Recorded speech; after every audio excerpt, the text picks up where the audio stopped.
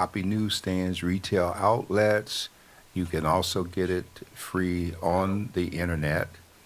And we are excited about the fact that we make our paper available to our churches and libraries and senior centers in the community.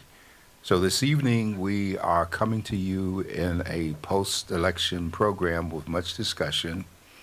Um, we have with us here from the paper Ms. Latanya West, managing editor of the Voice of Viewpoint, and she's joining Dr. Leonard Thompson III and myself as we do this discussion this evening. So I'm going to yield first to Ms. West and then to you, Dr. Thompson. We're putting ladies first, and then we're going to have an open mic. If you have views, you may call us at 858-251-6111, or you may join us on the internet at godradio1.com. Either way, we welcome your comments, your questions, sharing, and the opportunity to share your views with our listeners. Ms. West. Yes, Dr. Warren. I'm not going to put you on the spot yet. We're going to come back because you got all kinds of views about the national thing. Dr. Thompson, we're going to start off with some of our state stuff first. Then we're going to come back because Ms. West has really got, as you have, and most people have views about what's happened nationally. And I just wanted to get some local stuff in first, since I know we're going to really burn up the discussion with the national scenario. Well, Dr. Warren, good evening to everybody. The day after the election, I will say I stand here very hopeful and very encouraged, because in the midst of adversity, in the midst of the storm, I still serve a risen Savior. And I don't believe that God will be mocked in all that has taken place. Some people are very happy with the election results. Some people are cautious. Some people are sad. Some people are distressed. But I will tell you, at the end of the day, life still will go on. We will have to work hard. It will challenge us to be more vigilant, and it will challenge us to be our voices to be heard. And I would say to Ms. West and to Dr. Warren, and I think it's going to challenge some real conversations among men, among women, among the African American population. And for me, Dr. Warren, before we get even to the local race, I want to really talk about how we as African Americans move forward, because in a roundabout way, it was said that our vote don't matter no more. Well, this has been said for quite some time, and much of that we are the blame for, because we have become apathetic in too many instances. We don't vote, we don't want to vote, or we think it's not important. And most of those today who have the views that I just expressed, they weren't alive when we were fighting and dying to get the right to vote. And so that's part of it. We have a generation that's been spoiled. You know, the Bible always uses this expression when it talks about the people that came after Joseph in the Hebrews being in Egypt. And it said, there arose a Pharaoh that knew not Joseph. And so we have a generation that know not the struggle or what we went through, and they've taken it for granted, and they're basically indifferent, like the world started when they got here. And so sometimes conflict and difficulty can be an important teacher. And I won't be as hard as Ben Franklin was in Poor Richard's Almanac, when he made the statement that experience teaches a dear school, but a fool will learn in no other. And I think there are going to be a whole bunch of people that are going to realize they've been fooled as we move ahead with this national election, and understand that the implications of what happened yesterday will hit us for the next 50 to 75 years in a very big way. I guess we already going to be into that discussion anyhow, Dr. Thompson. Yeah. We were trying to, but we gotta be into it. Well, you know, I think that we're going to hit everything tonight, but one of the things I think that is very important to note is simply this, is that it appears that he will have everything in his favor, from the legislative to the judicial, to everything will be in his favor. So Project 2025, I really believe is going to be in full effect. And I want to see how many evangelicals, and I'm really curious of how many of them bought the Trump Bible and are reading from the Trump Bible. I guess he's now the New King James Version. Well, I'm going to reserve a comment on that until after Miss West, because I know she's burning to share some reaction, and then I'm going to drop a bomb on you about what you just said. Oh, there's so much, so much to say and nothing to say almost, It's here we are, that's the thing. Here we are. I chose to be optimistic. That was the path I took once Kamala was named, and even with Joe Biden, because I just was like, Trump cannot win. But the country obviously felt differently, the majority of Americans who voted anyway. And that's the reality that we live in now. This is it. It's been here, but it's been revealed. So what do we do now? That's kind of where I'm at in my headspace. I've been talking to my girlfriends, lots of tears, lots of disbelief. But I have family members who are probably very happy. I haven't spoken with them. And this is an opportunity for a lot of forgiveness on my part. And why ask why? Why ask how? It's just, this is the reality, so what do we do now? And I've made the choice and the decision to just remain vigilant, because that's what we have to do. It's not like we haven't been here before, because we have.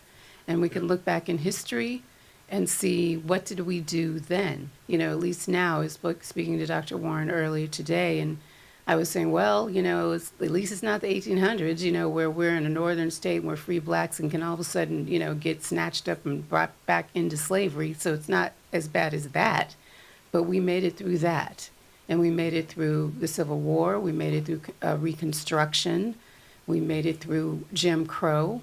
So here we are again, dealing with the same thing with a different, the version 100 whatever, and we just have to be vigilant. I would love to just go hide under the covers and just not come out for another 4 years and not look at the news, whatever, but we can't afford that. So it's just about being aware, and also too being in media, understanding too, even just as a country, that it's different than the past because we're so fragmented. And there's so many different sources of information, and thus the opportunity for disinformation. So people are very confused, and I think that's part of it as well, and not critically thinking about where they're getting their information from. And it's sad, it's a tragedy, but this is where we are. So, keep fighting the good fight is and not just as Black people, but as Americans, honestly. Yeah. Yeah, one of the things is some brief statistics that we received. It said when it came down to gender, males voted 44% for Kamala and 54% for Donald Trump, and females flipped it and did 54% for Kamala Harris and 44% for Donald Trump. Again, I still think that is an indictment on women in general, that number is not higher. Because again, it's still saying that there's a fear of a woman if she can truly lead. And that number right there, that says that to me. Then when it breaks it down into race, you know what I'm saying? It says white people, 43% was for Kamala. For African Americans, 86% were for Kamala.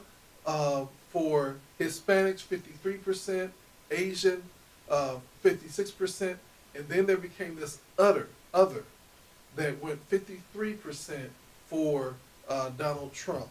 And between, for lack of better words, the whites and the others, they were enough to pull him over.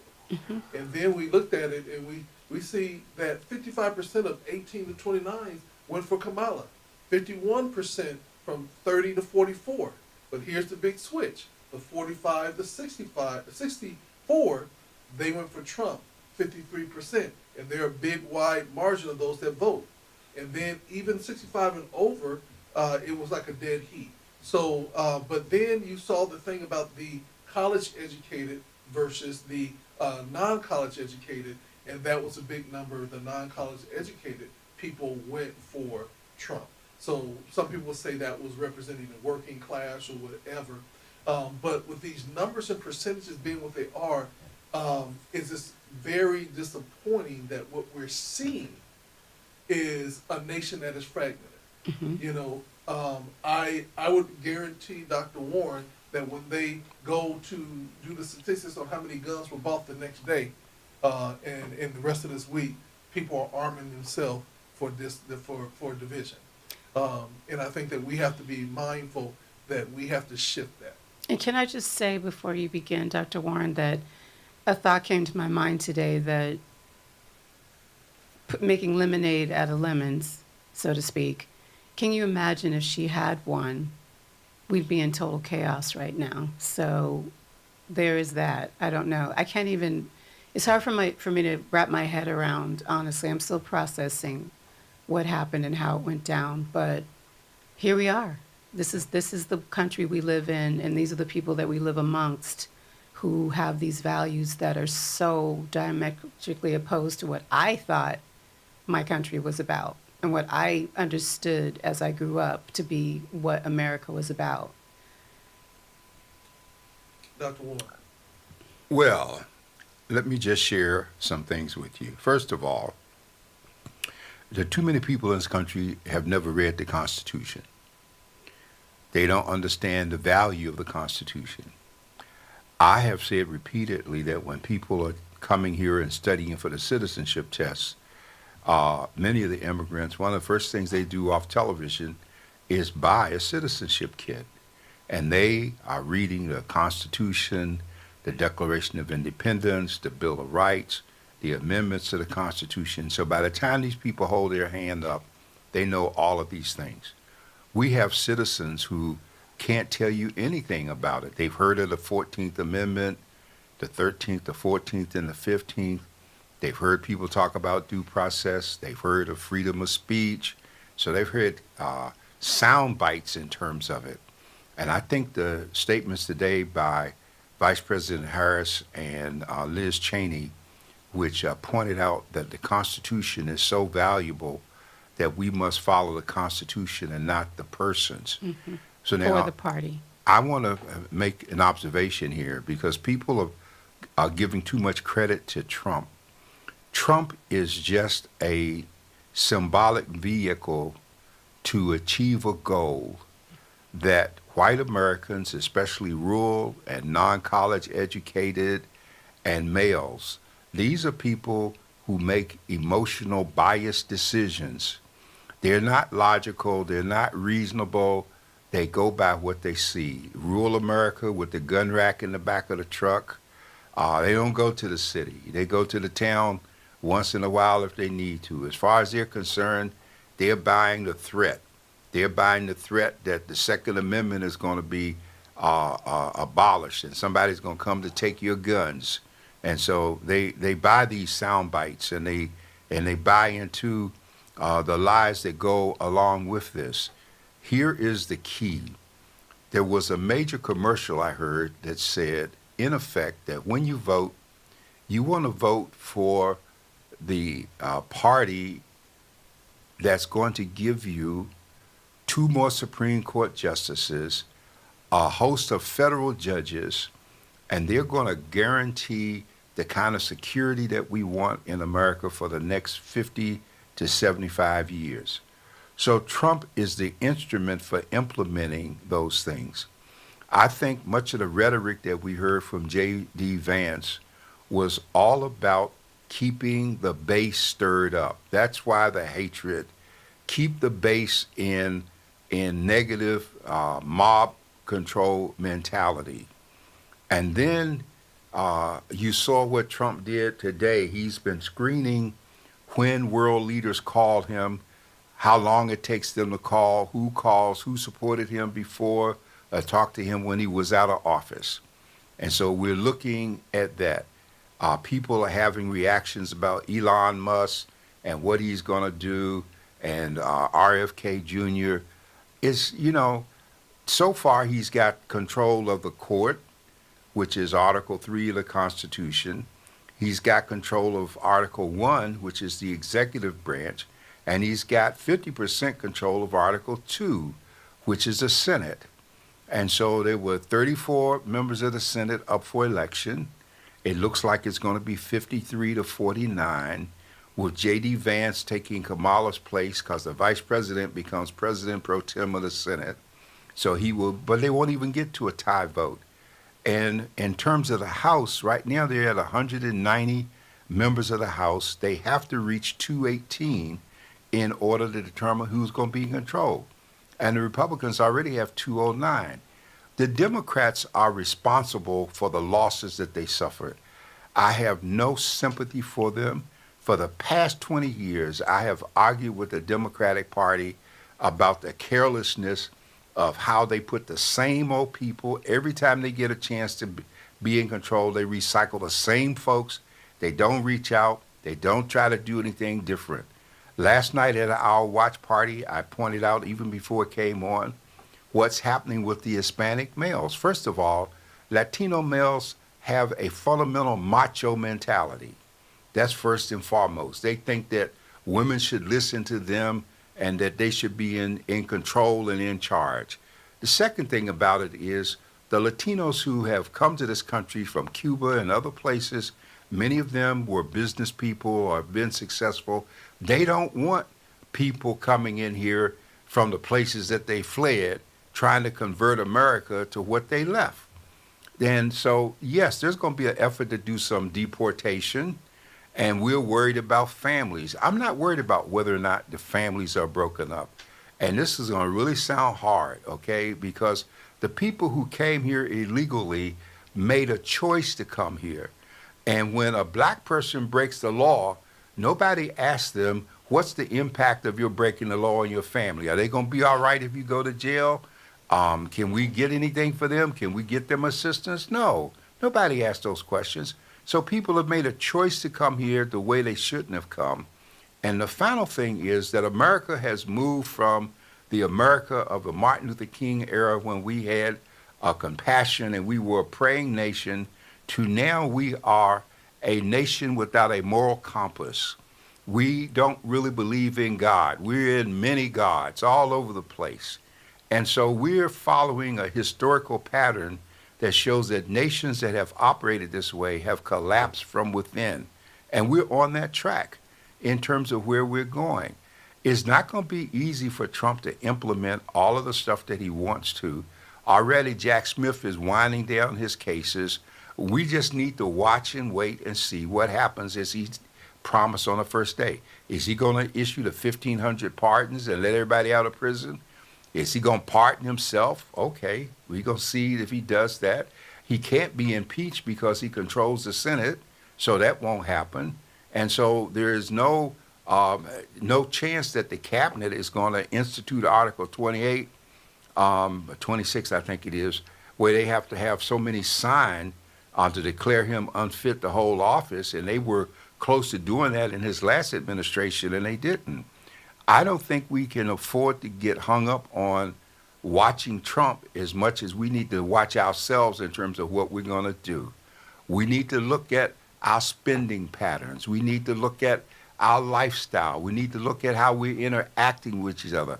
We need to look at, are we paying attention now to government? Are we looking at the people that we just put in office in terms of what they're going to do?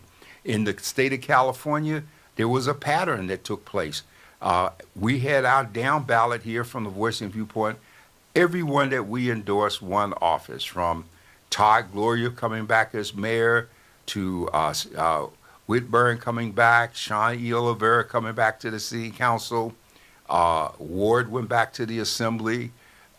We saw Carl DeMaio slip in. We saw Lachey Collins take 79th Assembly District seat. We saw Brian Mainshine go down the tubes in his battle against Heather Ferbert for city attorney, and it was an appropriate defeat. We saw 3 members of the Board of Supervisors go back. Noah Vargas as chair, Tara Lawson-Rima as vice chair. They were reelected. Tara beat back in District 3 Kevin Faulkner. We didn't want to see him there. The one Republican we supported was Joel Anderson from East County. He came back. And so those are signs. We look at who do we have in office. We got Adam Schiff, who beat Steve Garvey out, and so he's going to be the senator in both of those seat races. That's important. Akilah Weber went on to the Senate after leaving the Assembly. And so we saw in Lemon Grove that Raquel Vasquez has lost for her 3rd bid as mayor, with Allison Snow being the one that came forward. And Allison is not a surprise because not only is she Mormon, but she's a historian and she's well respected in the community. And so these are things we have to look at around us. School board put 2 people back in unopposed. No one running against Sharon Whitehurst Payne or Richard Barrera. And Richard Barrera has been an enemy to our community in terms of deciding that we no longer need to be concerned about blacks, as he told us at Black Men and Women United, that everybody now needs to be concerned about Hispanics and the rest of us can get to the back of the line. And so we are responsible for what we have in office because we don't vote, many of us, we don't read, many of us. We have convinced ourselves we're not important until we run a crisis. Now when we need housing, when we need health care, when we need something, now we want to run like the world owes us help. And the world doesn't owe you anything. If you haven't done nothing for nobody else, then nobody is obligated to do for you, even though you have adopted a welfare entitlement mentality, which has been programmed in terms of the way we've been treated. So I'm not going to be crying over Trump. He's there. We'll see what he does. But let's focus on what we can do. That's the key. What do we do with what we have? And what do we do with how we spend? We're still spending too much money at Popeyes and KFCs and McDonald's. We're still spending too much money on potato chips, butter, toilet paper, and liquor. We're still spending the money in, as George Stevens used to say, in southeastern San Diego. We spend over $4 to $5 million a year that just goes out of the community because we don't care where the money goes. So we need to come together, have more discussion, look at who we are and where we are, and we can keep an eye on what's happening nationally, but let's focus on the state and what needs to take place. And I know I said a lot there, but I just want to put an end to crying over what happened. He's there. Now let's see what takes place. That's what we need to do. Well, I think definitely local is the key. Local. And regional, state, state, regional, local, that's where you can get the most influence, especially right now. I mean, next 4 years. Well, and I think that the biggest thing is that we are going to truly have to educate ourselves. Mm-hmm. And what I mean by that is that we can't just sit back and say it happened and that's just the end of the story. There is a plan effect, and this plan is not just a 4-year plan. This plan is a plan that's supposed to be lasting for years and years to come. Mm-hmm. He has right now the Supreme Court. Now he can affect it for the next 70 years with the next 2 appointments that he makes. And at that point, they can come up and say, if you too dark skinned, you can't come to a certain part of the thing, and they could take it all to the Supreme Court, and they were like, oh, I do agree, or whatever, because again, there's no checks and balances anymore. And that is the thing that we're going to have to be very mindful of. In the next 2 years, we're going to have to make moves to bring back the checks and balances, because right now, it's a free-for-all. Right. It's a free-for-all, Yeah. And so, but at the same thing, I would just say this, that I'm just rest assured. Everybody said, why you smiling, why you happy? Because I serve a God. And I know that God will not be mocked.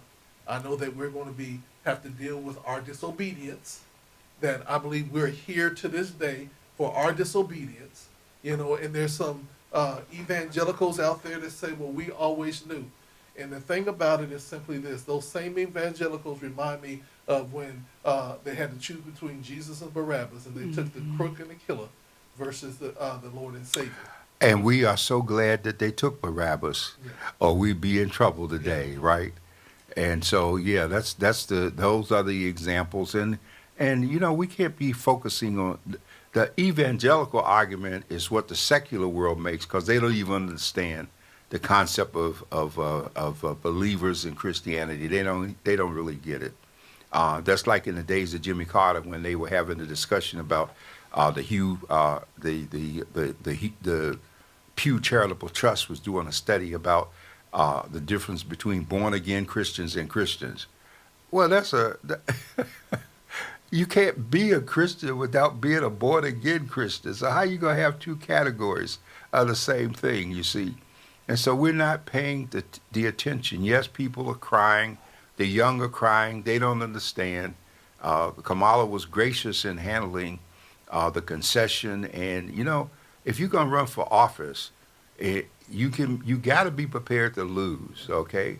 But my heart was going out to her last night because I remember how I felt the first time I poured my heart and soul into a campaign and I lost. And it's devastating when you first experience it. But if you learn that if you can't handle a loss, it's like getting in a fight. You have no business in it if you think you're not going to be hit. So you have to be able to buckle up and take it and move forward. And I think we get smart. You see, we have been predictable. The masses have been predictable in this country. That's why a Heritage Foundation could make a plan. That's why we have an electoral college that was the back door to controlling who's president, when the masses thought for almost 200 years that we were making a decision based on our popular vote ballot. And let us be sure that we understand. I didn't want to say anything in our watch party, but in the first 10 minutes of the votes that were released, I knew that Trump had already won, just in the first 10 minutes. Because I can tell you, in terms of handling an election, is a strange statistical thing that takes place. The ones that lead and others gain, but the leads expand. And when you see the leads coming the way his came, So fast. and you look at the country, what you see there is the country shut down a long time ago about what Trump was saying. It was just focused on somebody put the word out there, we need to get him in so we can move to phase 2. That was the message. And Biden, I blame him for taking so long on the one hand to step down, but at the same time, if he had stepped down at the beginning of the year, Kamala would have never made it because they would have been putting some white male in there. So I think she did a phenomenal Totally, job, very okay? much so. Phenomenal She job. stepped up. 107 days, $1 billion, and touched every part of the country. It's just that she had the wrong message, all right? And because the Democratic Party is still trying to carry the gays and the abortionists and every element that there is mixed in together, when people aren't like that. People become conservative when they have something to conserve. Well, I think one of the things which we did not see is we did not see any statistics on the gay vote. You know what I'm saying? We've seen a lot of other statistics, but we haven't seen any statistics on that. And I'm really curious about that. I'm really curious about those. Are they considered the other? What? Right. Well, I think that it goes beyond just, I don't think she had the wrong message. I think that people didn't know who she was. She was only in for 3 months, for crying out loud. But also she's a woman, and she's a woman of color. I mean, there's that. You know, there's that. Well, the flaw in the whole campaign strategy is they let the opposition repeatedly make reference to what she had not done. And I didn't hear her campaign coming back saying, understand she was vice president, not president. Understand that as vice president, she was president of the Senate, and that 33 times she was a tie-breaking vote that gave us Build Back Better and the other major legislative accomplishments. I didn't hear them stressing that. I heard them stressing the crime and the DA and the whole bit. For black males, They're not going to embrace somebody who's going to remind them of being a prosecutor, because too many of us have been prosecuted in terms of it. But they wouldn't have held that against a man.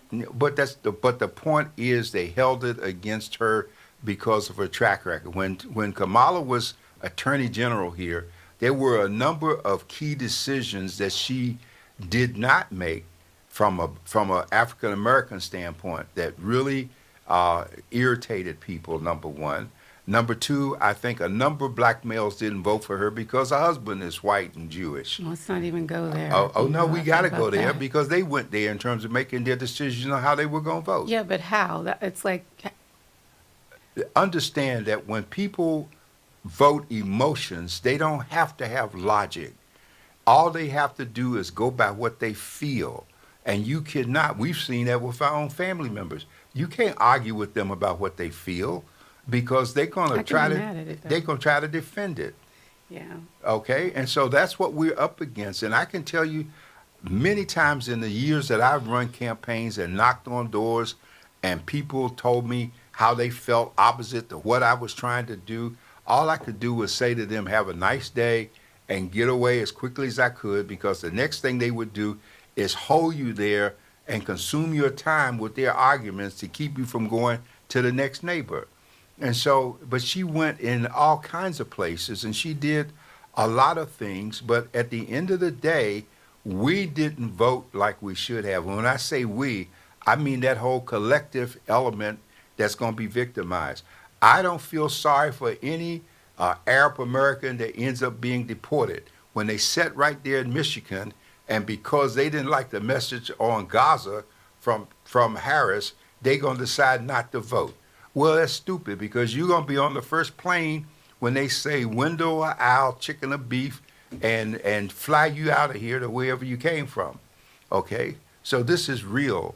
Yeah, and I think that even some of the words that Donald Trump used, and he was like, flatten it, blow it up, do whatever it has to do. And a lot of people Yeah. feel that way, because I think that he just tapped into, I may have said this before, but there was something about this man, Donald Trump, and his messaging that just tapped into that piece of those people who decided that he was the man for them. They just chose to let that piece of them that wasn't loving, that wasn't had any kind of human value for people and what we supposedly stand for in this country. They just decided to just let that piece of themselves fly free. He gave them permission. He opened the Pandora's box. And that's the scary part. This is the first time as an adult that I've felt some fear, honestly. Just being a little bit afraid for myself as a black person, as a black female, as a person who is a part of a marginalized group, underrepresented group. I've never felt that way before. This is like a totally different, and because it's clear to me that this is not going to end just with him, because he opened that door, and how the heck are we going to close it now? Oh, I don't think that we're going to be able to close it. No. But I think that there's going to be some definitive issues. And the thing about it is that I think that people are expecting a race war, but I believe that there will be an implosion, because there are so many people that look just like them that are the enemy. It wasn't us that tried to attempt the stage assassination. It wasn't us. It wasn't us that did the other stage assassination. It was always people that looked just like them. Mm-hmm. Why is that? Is because at some point people get tired. And again, here's the problem that Donald Trump has. Some people, because you see it on school campuses, where the bully always has a crowd of people, and he got all these friends, but the one day he's going to bully the wrong person, Mm-hmm. and that person is going to catch him, and that's going to be the end of the story. And that's what I see with Donald Trump, is that he is a big bully. Yes. J.D. Vance is a little little gnat that's cheering it on and everything else that nature. He couldn't fight if he was with a wet paper bag, but he's up there being big and bad and everything else that nature. Day of reckoning is going to come, and it ain't going to come at the hands of black people. Oh, It's no. going to come at the hands of the people that they bully. You know what I'm saying? Trust me, Elon Musk and Donald Trump will not be able to coexist in the same administration because Elon Musk said, "Look, I'm the richest man in the world. I can do and say what I want to do." Donald Trump said, "Well, I'm the president of the United States." Guess who's going to trump who? So I it's going hope to be you're a battle. right. I don't even know what to say because I'm so speechless by the whole thing, to be honest. It's Unless just he got that, there and he said, "Donnie, now that we got power and everything else of that nature, I could be emperor and you could be king, Donnie. Let's do it together. You know, two weirdos looking the same. Let's try to take over the country because we weren't popular when we were kids. Everybody made fun of us. So that's why I comb my hair this way, and that's why I pull people like Herschel Walker and said, Donald J. Trump Jr. Isn't that your son and not you? Come on." I don't know. All I know is that we just have to deal with what is right now and We be gotta make America great real again. diligent, really diligent about what's happening, and not close our eyes, not just allow ourselves to be distracted, because I can't help but think about. I even hesitate to say it, but Germany, back in the 30s, and how that progression happened. This is a world power, that slowly descended, and it just happened over time, and it was allowed to happen by that country of people. And I just Yeah. see the same thing happening here, and it's been happening for a while. Well, honestly, the biggest thing is that eventually people will wake up. Not all will wake up, but again, they will wake up when the heat comes to their door, when the promises that were promised won't happen. The people who were told that they will no longer have to pay taxes on their tips. Hey, I'm hoping that goes through. Why? Because I'm going to pay everybody in tips. Say, now you have a salary that's tax-free. Let me tip you here and let me tip you there.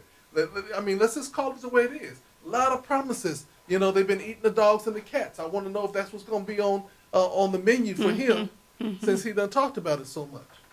You know what I'm saying? So my biggest thing at the end of the day is simply this. We have to be smart. We have to be Yes, vigilant. that's And what I we keep cannot saying. take our toys and go home. Now more No. than ever before, we got to get in the game. And we have to understand that if we know the game and we know that it's crooked, we know that what it is, but we got to shift it up. The Democratic Party can no longer take black votes for granted, and that they're going to be the people of the minority population. Ain't gonna happen no more. We're going truly to a three-party system. Independents are going to outweigh most of them, and now they're saying, "Earn my vote." But the Republicans, they just puppets. As long as it's Republican, they're gonna vote for it. You know what I'm saying? They work for Democratic people, but they're gonna vote Republican no matter what, because it's a party. So I just consider, many times it's like a little game. You know what I'm saying? Yeah, for sure. Right. It don't matter if we right or right. We just gonna vote. Well, we have to. We have to be part of the process, but not everybody believes that. That's part of why he won. There are people. I want to know how many people voted in this election. Is that number out yet? Oh yeah, it's a low turnout. Even in California, it was a low turnout. In California, let me see if I can pull this up right quick. Or in San Diego County, it was less than 50%. Mm-hmm. Less than 50% of the people voted here, and yet the register of voters had predicted that she was going to see a 80% voter turnout. What we don't know yet is how many absentee ballots that there are that are still to be counted. Yeah. And so those could put the number up. But in most states, they know the number of absentees that they have, even though they haven't counted them yet. Yeah. So- And in San Diego County, 49.2% voted. So we have over 50% that did not vote. They just Of the didn't care. registered voters. They just Or didn't they care. didn't think it would make a difference. Yeah. They didn't think it would make a Well, difference. I always like to when we do that, because look at what happened with the propositions, okay? Proposition 33, which would have had some impact in terms of housing and rent control. It was defeated in 2015, it was defeated in 2018, and it was defeated again yesterday by large numbers. And in San Diego County, I keep saying this, 49% of the residents of San Diego County are renters. And then we see 51% of the people didn't bother to vote. And so that element that seeks to control, we refer to them as the Republican Party, but really there's a conservative movement that is not concerned about the masses, you see. And I can tell you from experience, and every political scientist can tell you the same thing, that when you try to do what she did and you put all your eggs in the basket to help the masses, 9 times out of 10 you're going to lose because they will not vote. They will scream, they will holler, they will come out, they'll say right on, keep going, but then they won't vote. And that makes the difference because we have lost understanding of the value of the vote. We don't look at what happened with Fannie Lou Hamer and what she did in Mississippi. And it was painful to me to see Mississippi just go for Trump almost automatically. And it's like when Estes ran for the Senate years ago down there, and he was beat out by this racist white woman in Mississippi. And yet he had served as Secretary of Agriculture and done all kinds of things in the House. And so we have to get involved, and we can't wait until we're running for office to get involved. That's the biggest concern that I have. The mentality in the West, and LaTanya, we were discussing this the other day. The mentality in the West, remember so many people who came West, they came to get away from the structure and tradition of the East. And so they don't want to get to know their neighbor. They don't care about all of this unless you can give them how they're going to be affected. And what Trump did, he showed them how they were affected. He kept saying, you're spending more than you did a year ago. Gas is costing you more than a year ago. Inflation, and the inflation we had, he created. It just took that time for it to catch up. Okay, so that's what they're looking at. They're listening to what he's saying. And he signed their checks. Remember that? Yeah, his name was on the checks that went out during the pandemic. Even though the checks were going out after he was out of office, his name was on the checks. And so those are things that we can learn from. People ultimately, in a selfish mode, they want to know what's in it for me. And Trump is saying what's in it for you is we're going to get rid of all these people that shouldn't be here. That's what's in it for you. And if you white, you're going to be excited because that means there's going to be fewer of them people coming. Okay, because all of them are crooks. They eat your dogs and cats. They're going to rape your women. And they just going to break into your house and they're going to do you. Vote for me and I'll protect you. Yeah. And the thing about it is, could you explain to people about tariffs and what does tariffs really mean? Because everybody said, he's on tariff. Tell them what it really means. Well, here's the tricky part. A tariff is in effect a tax that's put on a product that's coming into the country from another place. And the higher the tax that's put on it, the more it's supposed to reduce the actual numbers coming, and it's supposed to have economic impact on the selling party shipping into the country. The reality, though, is that if the tariff goes up on the company that's shipping it, then the country shipping the tariff will raise their price, and so the people who are buying will have to pay more because of the tariff, and they're going to pass their increase on to the consumer, which is us, the customer. So ultimately, the tariffs that he's talking about, you want to put a tariff on China. Well, I don't think most people have an idea just how much stuff comes from China. Yep. Okay? Oh, I think people know. And when they start looking at what comes from China, and we saw this in the pandemic when we had the port shut down and all of the stuff backed up that wasn't coming in. Okay? And then it cost more to ship. Now, what Amazon did was Bezos, he had his own planes. And so he just flew his planes over there and picked the stuff up because he's got a fleet of planes. But for Walmart and everybody else, they were waiting. Those ships were backed up out there at San Pedro and the harbors and Baltimore and Oakland trying to get into the country to do it. So those prices get passed on to the consumer.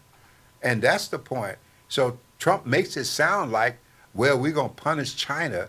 No, you're going to punish us because look at what happened with the fast food. This is a perfect example. It's not a tariff. We raised the fast food a starting price to $20 an hour for somebody The flipping minimum burgers wage. at McDonald's. Do you think the owner is paying the $20? No, the owner passed it out.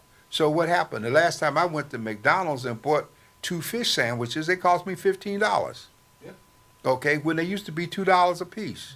So now I'm gonna blame Biden that the price went up on the fish sandwiches, cause in the rest of the country, the minimum wage is $7.50, $8 to $10. Okay, and so we're different in terms of here, but we're not paying attention. They're talking about gas getting to be $3 a gallon in the rest of the country. You're like, wow, that'd be Oh, great if we here. thought $3 a gallon, we'd be happy out here. Yep. You know, it Yeah. costs. And so that's the biggest thing. It's just like reading between the lines, being very astute. All the sound bites go off now, you know, and we got to say what's real. And pay attention. Mm-hmm. Just pay attention to what's happening. Yeah. And who's doing what, what's being said, what's really digging in. I mean, I feel like we don't have any other choice or. Well, I'm really curious. Here's a couple of things I'm really curious of. One, when Donald Trump gets back in office, will he remove the picture of Michelle Obama and Barack Obama? Yes, I'm sure One. he will. Two, will he then take down or refuse to put up Biden's picture? You know? Probably. Probably not. I Yeah. don't know. I think he's a white Yeah, male. but what does it matter to us whether he take them down or put them up? We can't focus on that. We got to be focusing on the rest of what's happening, because we have to know which things we can impact the change and which we can't. Oh no, this Yeah. this It's just is this is really this like a snapshot of who the person consistently bees or is, and everybody says, oh well, he's this, he didn't mean this, he did that. But my whole thing is, if it quacks like a duck and it waddles like a duck, then it must be a duck. You know what I'm saying? So I just want to see if he's going to continue on his efforts to be that duck. And for all, and I have to say this, I'm so disappointed with our black men that supported him. You know, I think that every woman that is married to any of them should clink, lock it down, and just be able to say, go see Betty. But see, my question though is what was it? It's like that's a big mystery for so many of his supporters. What was it that made you go for this man? Oh, I can tell It's you what just- it was. What you think, It Dr. was Warren? several things that made him go for it. The black First, men I'm the talking black about men. right now. First in of all, particular. a lot of people looked at Trump from the standpoint he's a billionaire, he's successful, he's beat the system. They tried to lock him up. That's why he put his mugshot on T-shirts. And we laughed when he said it, but he said, I know all the black men that's been locked up, they can identify with this. Yeah, because you look at here, they got my picture, they got me too, but I'm beating the system. And so that's what they're looking at. They're looking at the system. They're not trying to look beyond him, because they don't care about the prosecutor that put them in jail. They care about the one that looks like he's beating the system. So it's that simple. It's that it's simple. that I simple. keep hoping it's something else No, beyond just it's real simple. He's this whole his image, the con artist that he is. The fakery. Because he represents the ultimate rebellion against the system. Yes. He says what he wants. He Right. doesn't care. Right. He talks about grabbing women. He's done the rape and all the other stuff. And there's some people that they marvel at that kind of behavior. But that's what Okay. I think that is why my girlfriends are crying, because we realize, oh my gosh, is this who we are? Yeah, Is but this they got to get over it. No, Yeah. no. You have to have room for grief. I mean, that's Okay. okay. Well, you how just long have you to gonna get back grieve? up. It's only been a day. It That's hasn't been long that enough. long. I gave myself a day. I said, okay, one day I will allow myself to Okay. grieve, and then tomorrow, back on the horse. Okay, so you got one day to cry. That's right. What y'all doing tomorrow? Because I want to know y'all strategy, because y'all got more power than you could ever imagine. What the women going to do about it? Tomorrow is coming. The tears are dried up. You know what they say, a part of grief, first you get sad, then you get angry, then You get mad as hell. Yeah. So my whole thing is, will we have, All the Angela spa- Bassett moment where she take all the clothes and put it in the car and light it on fire and walk away with the bam, bam, bam? Well, I keep saying, like I said from the beginning, it's that we just have to pay attention. We have to know what we're looking at and then make our plan. I think we're all still, processing it and trying to figure it out. But for sure, we're not going to give up and not going to fight for another day because we have no other choice. So can we put out a new picture that says the felon in the hole and put him and his wife together and put them on a T-shirt? The what?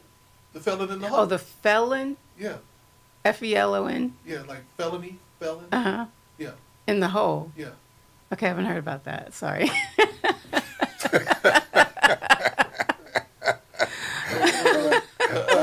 We're talking about his wife. Oh, You know. oh, in the hoe. Yeah, Did you say the that's- hoe? yeah. Oh, they just. Oh.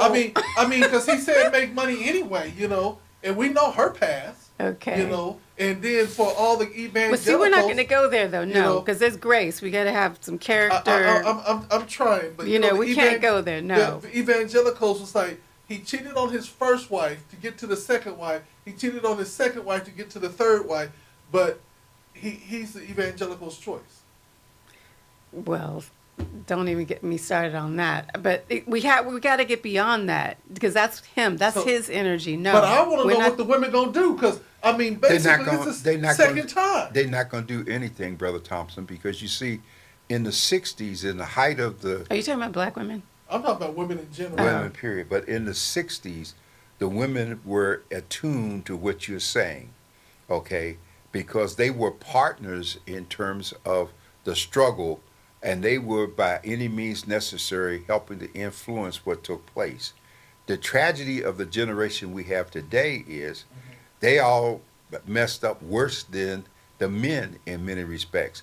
Some of them can out-curse the men in terms of what they don't maintain the integrity of the identity that they have as women because they haven't been trained, they haven't been taught. They raised themselves, okay? Their parents, their mamas were trying to be their friends rather than their mothers. And so and then we want to blame the household if we say the man wasn't there. In many instances, they weren't. But we also have too many people who were successful in spite of the father not being present.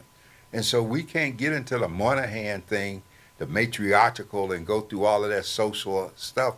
We need to focus on where we are, bring it back home real.